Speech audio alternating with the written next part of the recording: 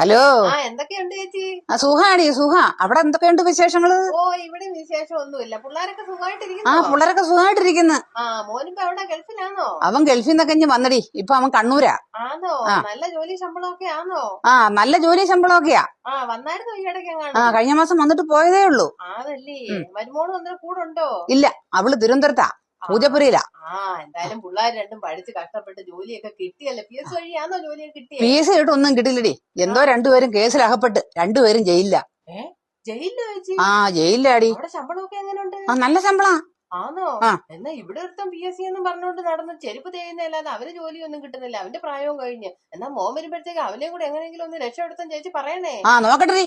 500 രൂപ മേലിലുണ്ടോ ശമ്പളം? 500 രൂപ മേളിൽ ശമ്പളം ഉണ്ട്. നല്ല ശമ്പളാ. പ്രായപരിധി വല്ലതും ഉണ്ടോ ചേച്ചി? അവിടെങ്ങും പ്രായപരിധി ഒന്നുമില്ല. എന്നാ പിന്നെ നമ്മൾ ഈ തൊഴിലുറപ്പിന് പോയാ 400 രൂപയല്ലേ കിട്ടും? എന്നാ പിന്നെ നമുക്കൂടെ പോയാലോ ചേച്ചി? എന്താ പറയുന്നത്? പിന്നെന്താ, പോയാ നല്ലതൊക്കെയാ. പക്ഷേ പിന്നെ ഇറങ്ങുമ്പോ പെൻഷനൊക്കെ കിട്ടുമെന്നൊക്കെയാ പറയുന്നേ. ആന്നല്ലേ? എന്നാ പിന്നെ നമുക്ക് നോക്കാം ചേച്ചി. നമുക്ക് നോക്കാം.